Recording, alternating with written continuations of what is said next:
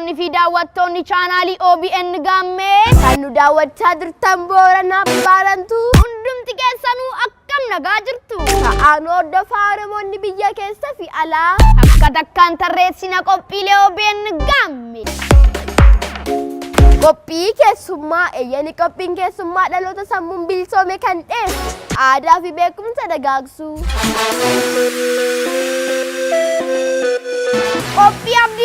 Qophii abdii boruu ijoollee kan qalbii qaru. Ijoollee qaqqaxalee kaayoo cimaa qaban kan dheessu. Warra sammuun fagoo jiran beekumsa hawaasaaf hiran.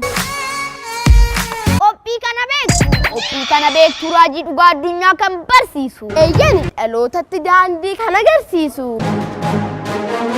Qophii sirna gadaa. Inni gadaa kan addunyaan ittiin nu bare. Duudhaa fi falaasama Oromichaa kan nu dhiisi Waashingitanuu qaree.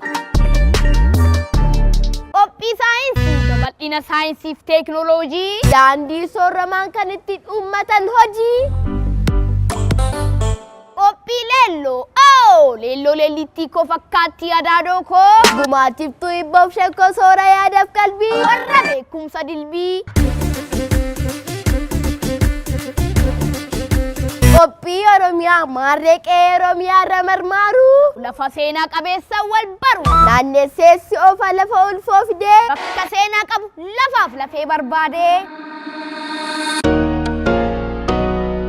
Qophii fayyaan fardarra fiigaa. Qulqullina barbaachisaa qabaachuuf fayyaa amansiisaa. Qophii yeroo maatii maarree maatii fakkeenyummaa qaban. Hawaasni akka irraa baratu godha. Ijoolleen safuu baratanii yaadu malee irraa kan ittiin fagaatanii.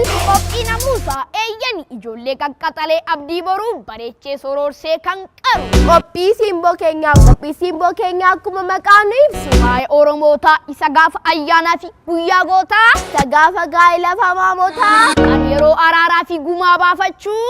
Nyaataaf dhugaatii kan dubartii deessu. Kan ibsee calaqqisiisu. Yaadaan eegonoon baasoolee yaameetan soo. OBN Gaammee qaaruxxeef qartuu dhalootaa OBN Gaammee.